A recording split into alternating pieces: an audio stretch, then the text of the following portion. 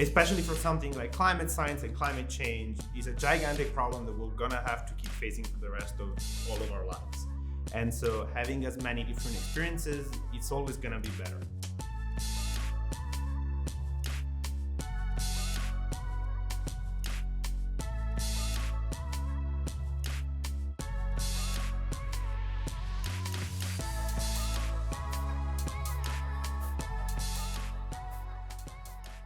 My name is Daniele Visioni. My pronouns are he, him, and I'm an assistant professor at Cornell University in the Department of Earth and Atmospheric Science in Ithaca, New York. I identify as a gay man. I assume everybody has heard of professors, even though they might not be familiar with what a professor actually does. So part of my job is being in the class and teaching courses. But another big part of my job is doing research, having a group mentoring PhD students, and having a group that does research around the topics that I study and collaborating with many scientists around the world. So I grew up in Italy at a town called L'Aquila, which is 1 hour 30 from Rome. So I did all my education in Italy, in actually my hometown. And then I moved at the end of my PhD, so now 5 years ago. And I came to Cornell for a short postdoc. And then I stayed there for almost 5 years and now became a professor.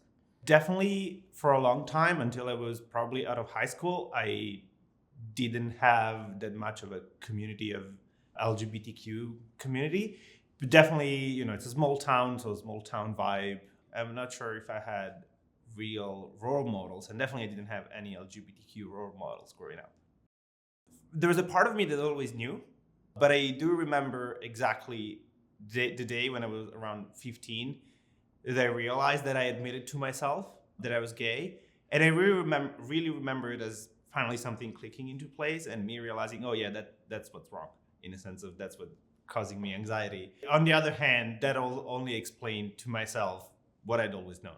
When I was in high school, it was a bit before internet was so widespread. And so it was really hard getting any kind of information. I really had almost no clue about what being part of the LGBTQ community meant. And definitely there were no spaces, right? A small town vibe, so clearly there weren't that many spaces. At the beginning of my university, I ended up being in some student unions groups and ending up in a small LGBTQ association. It was in a small part, it was in a small house in a kind of like faraway part of town. And I was so happy to have finally found a small group. We used to meet at least once a week and just share experience and find things to do, but it was great when I found my first space, yes. Towards the end of my PhD, before we moved to the US, we decided to get married with my husband, and civil unions had just been approved in Italy a couple of months before. I was actually protesting in Rome to convince the government to approve civil unions right before that. And it was, again, small town, small region, not very close to Rome. It was kind of one of the first civil unions in my hometown. And so there was TV and there was a bit of coverage. It was, again, small town. And I, at that point, I was absolutely comfortable and didn't care. But after that, I got so much, an overwhelming amount of support and of people, even people of not young, but of an older age, telling me how impressed they were of me being out, and that had actually inspired them. So I have to say that the feedback that I got was always very positive around me being out. The Italian case is interesting because there are only civil unions and they have some real differences from actual marriage. And so a lot of people at the time when the civil unions were being approved, they were like, we shouldn't settle for this. This makes us second-class citizens, and so this is bad. But there was other people saying, it's true, but also people are not gonna care. Once you get married, people are gonna still call it marriage and people are gonna think of you as being married.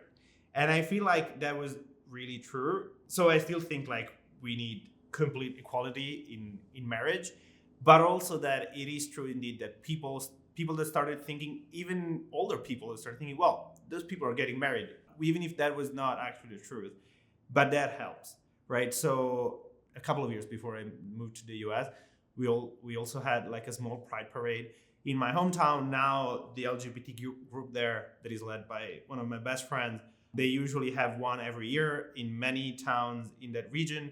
And the participation is pretty great. And people sometimes say that we don't need prides anymore, that kind of stuff, but it's absolutely not true because this kind of visibility overall does change how people think about you and your identity. So I would say that yes, even something as small as having civil unions did help, and allowing more people to be visible in their identity did help more people that would have not just thought about it actually start thinking about what it means and the fact that we exist. You see, that was the other part of the theory of change part, which on the other hand said, well, once you get civil unions, it's going to be harder to actually have real marriage, because people are going to say, what are you complaining about? You already have this. I think eventually we'll get there, mostly because all of Europe is moving there, but not until we have the kind of government that we currently have, which is absolutely toxic for LGBTQ people. But on the other hand, once you have some rights, it's harder for people to take them away. Not impossible, but harder. So it's a bit of a balance between it's better to have something than nothing, but also we shouldn't settle for just something and we should have everything. Things are more politicized now than they were 15 years ago, right? So I just felt like nobody talked about it. I didn't even know what it meant. And that impacts also how you think about relationships when you're that young, right? Because the only kind of role models and role figures that you see are the one in heterosexual relations. And this is different right now because, of course, internet is much more widespread and there are plenty of representation of LGBTQ in movies.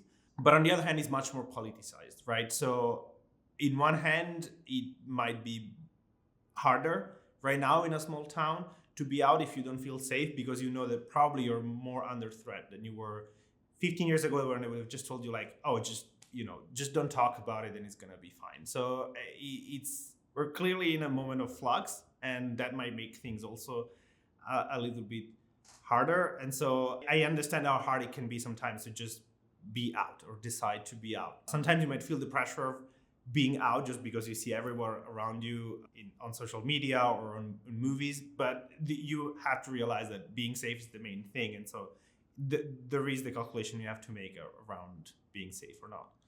At least we have the language to express a lot of things that I honestly didn't know, right? Even a lot of things about sex education, or even something stupid as like, I really had no clue how would I ever meet another gay person, considering that nobody was out and I couldn't see anyone and there were no spaces where to meet. And that was a bit terrifying at times, right? You almost ask yourself, am I the only one around, or have I ever gonna find someone else? So now it's different, right? Because you know that there are other people. You're always gonna have access to media that shows you that there are plenty of other people like you. And so it can be less isolating in this sense, because at least you can think, oh, well, when I'm getting out of this town, I'm gonna find my own space. But it doesn't mean that we're safe. I've always been a huge fan of sci-fi and fantasy books. And so in a way, I always knew that that's what I wanted to do, even though nobody in my family ever went even to university. But for me, it was always just so natural that that's what I liked doing and wanted to do. So I never had a doubt. My parents were always incredibly supportive, but also they'd never been to university, so they didn't necessarily have the tools to actually advise me over what the best path was. So I just rolled with it. And so in high school, I started having some professors, especially my physics professor, and she was really supportive. And she advised me to go on and study physics at university, which is what I did. But again, I stayed in my hometown, partly because I didn't know what else was available out there, and partly because I just didn't even think about it at all. So I did my undergrad in physics, and at that point, I still had no clue what I wanted to do. Took a few classes that vaguely mentioned climate, and I got really interested in, first of all, in doing something that was concrete and could have an actual impact. And then I just liked the idea of this complicated system where everything interacts. And so I just decided to do my master's degree in atmospheric physics. And at that point, I still didn't have any clue what I was going to do with my life. And then moved on to a PhD in the same institution again, just because I really had no clue about what path you're supposed to take if you want to become a scientist. I just did it. And so, started working on climate science during my PhD. And at that point, towards the end, realized, well, this is okay, but I feel like if I want to do something here, I need to go away and do something else and explore a bit the world. I did spend a few periods during my PhD in the US doing internships at some labs. And so I kind of had the idea I wanted to move to the US. So I talked with my boyfriend at the time, now my husband, and we realized we were okay moving to the US. So I started looking for jobs and I got offered the position at Cornell. And so I moved. But so I spent some times at at NASA at the Goddard Labs that is close to DC, which was also, funnily enough, the week after I arrived. This was the beginning of June. I was in DC. I was just around DC, and I found myself in my first Pride in the US, which was also the one right after Trump got elected. So it was very electric and energetic. And then I did another one at NCAR, the National Center of Atmospheric Research. It is in Boulder, Colorado. And both of them were kind of getting acquainted with climate models here in the US, doing some research connected to what I do, which is stratospheric climate interaction between aerosols and climate, and just getting a vibe for how things work in the US that is very different from how they work in Italy. So, when people were like, oh, it's time to go lunch, it would just be like a 20 minutes business, right? As opposed to a 2 hours, like, oh, now we get out of our office, we go have lunch, then we go for a coffee, and eventually we come back at like 3 p.m. Everybody, especially at NASA, was super focused and like just eat at their desk and eventually get out of the office at like 4:30. But for instance, one interesting thing to me was this idea that you're supposed to stay in the office until like 8 p.m., but actually you finish your day at 5 p.m. and then you have lots of time to do other stuff. So there were a few of these things that at the beginning I was a bit daunted, but because I felt like, wow, these people work so much. But then I realized that actually the kind of work-life balance of those labs, I liked it a lot more than what I was used to. I would say now that I am starting as an assistant professor and I realized that's sort of all I ever wanted, and I had no clue how to get there and I still got it. I think it's pretty amazing. I have no clue how I actually made it here. Sometimes I find it very funny. I'm like, well, I'm here. How did I get here? But I do, and again, it's both a mix of luck and being in the right place at the right time, and also not giving up. And so, considering where I started, I am pretty proud of what I accomplished in this sense. I love the fact that I can decide my own schedule and in a way do whatever I want, and I have nobody that tells me otherwise. One day I feel like working for 10 hours because I have a big idea and I just want to write, and so I can just do that. One day I feel like going for a run before starting my work, and I don't have a schedule, I don't have any of that. And also I really like getting to know other people and work with other scientists. I work with lots of scientists, not just climate scientists, ecologists, social scientists that are interested about the behavioral response of populations and countries to climate change and to climate policy, philosophers of science. I really love talking with my philosopher friends about philosophy of science and the issues around climate modeling, for instance. And so I really love the idea that, one day I will be working on a paper about hard, tough topics around aerosol microphysics in the stratosphere, and the other day on a paper about how do people react to and think about extreme events. And I want to, actually become a professor, which is I'm going to spend a lot more time in the class. And so I want to get better at teaching and start to build my own group of graduate students, my research group. And so for now, I just feel like, well, now I just have to survive in my new role. And that's probably enough. But over the long run, there's a lot of things that I want to do in my research. I'm pretty excited about what I'm going to do in the next 10 years. But for now, I'm pretty just happy settling down in Ithaca and starting my new role. There was no professors or anyone that I could say were out. And when I started as a PhD student, I remember that I started wondering whether me being out was going to hurt my career chances. Not because I had any doubt, right? Or because anybody had been ever hostile. It was just a vague fear of, this is actually a work environment. What am I supposed to do? And part of that was really because I could never see anyone of the professors that was out or that in any way identified with the community. And so I remember threading very lightly at the beginning and maybe sometimes mentioning, a boyfriend was like kind of testing the waters. And I realized pretty soon that nobody had ever any problems. I understand it as a might not be the same for everyone, but for me, I feel like I was lucky enough to never find any outright hostility in the workplace.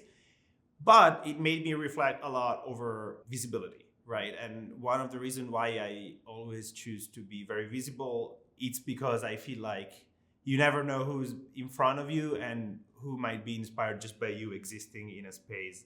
And you never know who's going to need to see an example of someone that can be happy and successful in their career as an out LGBTQ person.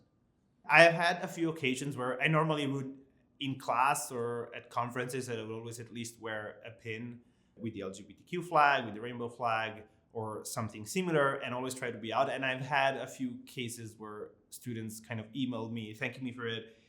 But again, it's probably a lot to do with my personality as well. And as I say, because I have broad shoulders, and so I really don't care. And actually, as I joke, also, the field in which I work on is slightly contentious, as all climate science is. And so you normally get yelled at a little bit, and I like getting yelled at. So this is kind of the same, right?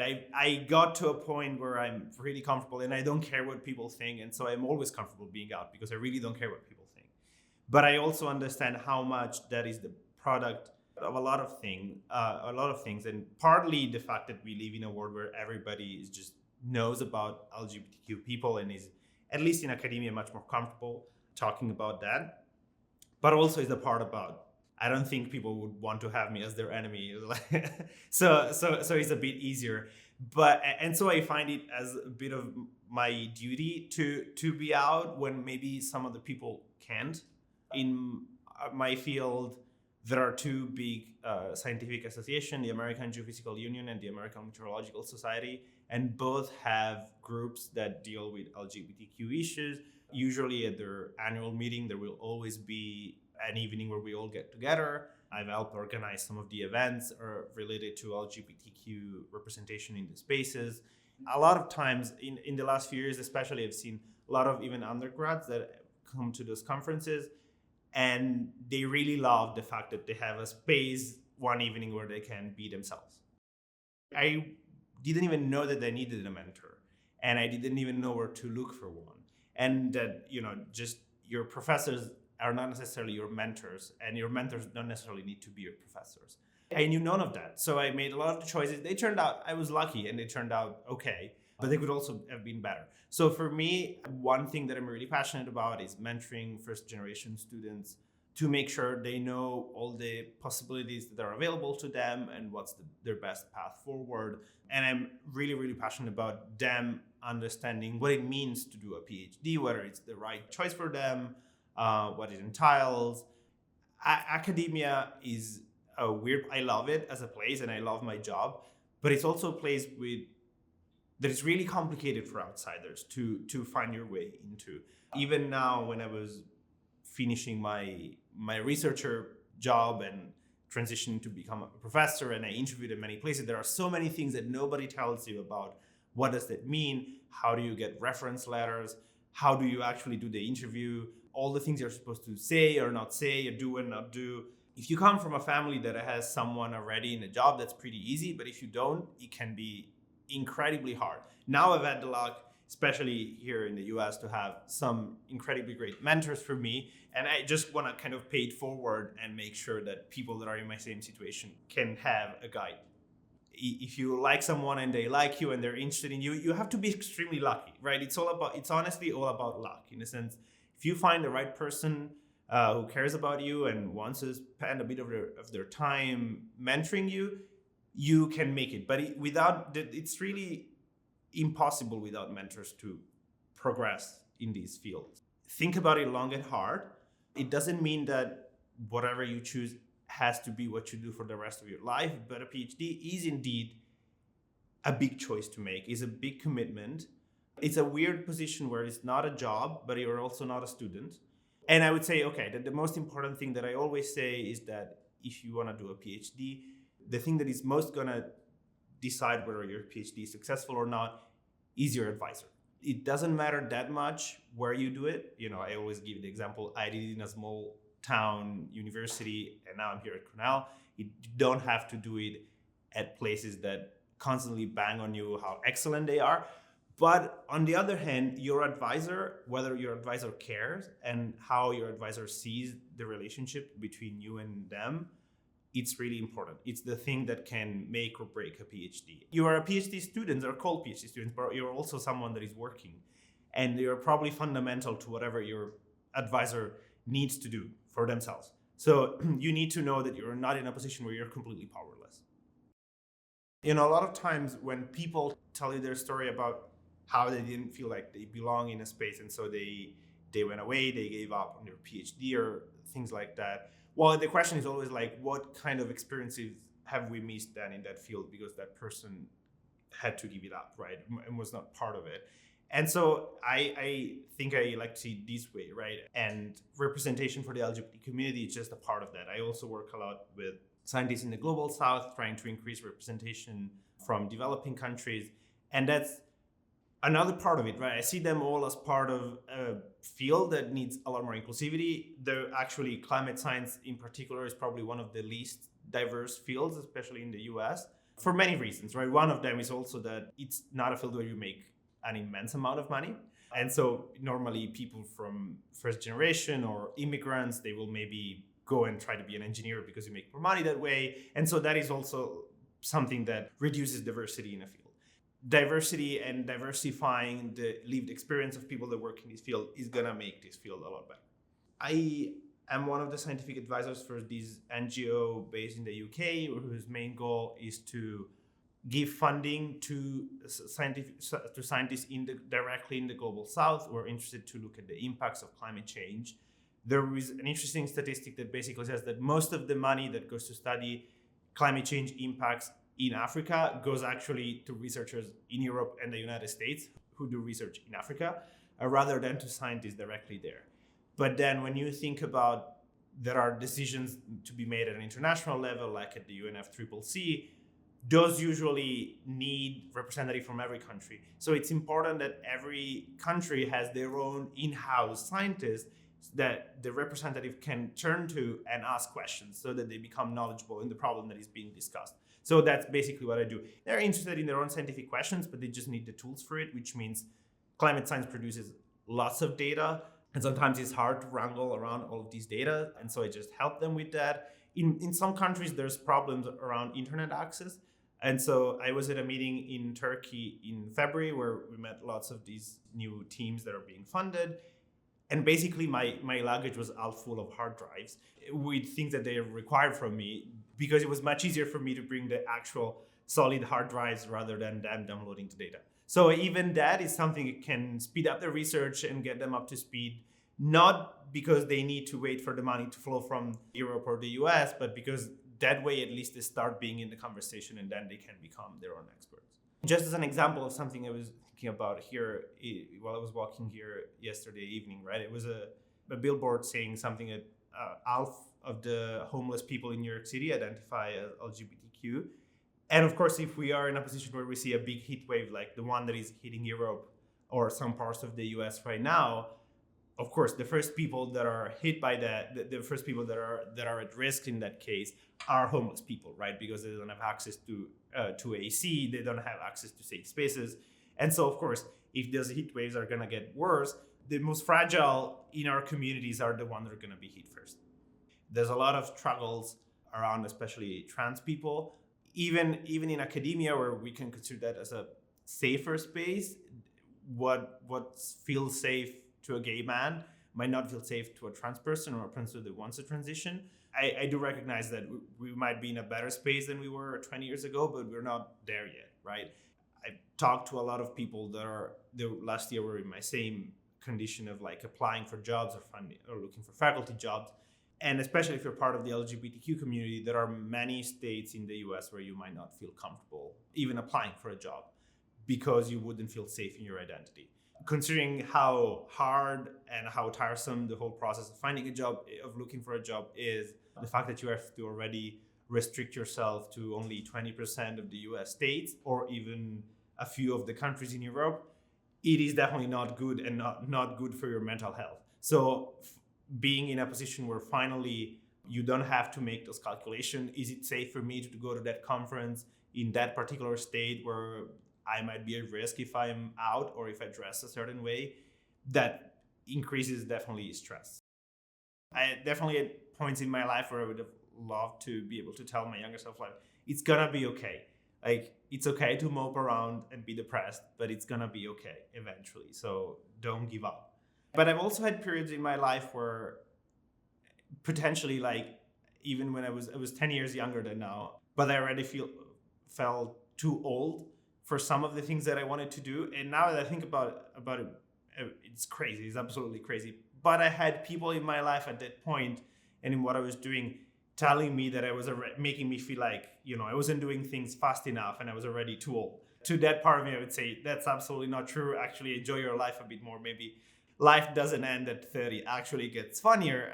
Now I would say it gets a little bit funnier after 30. But there were plenty of times where I felt like, since I wasn't getting the experiences that I wanted in my early 20s, that it's like, just wasting my life away.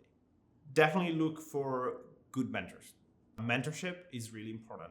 Finding a mentor, someone you can rely on and someone that can advise you and guide you through the things you might not know, is probably the key to success.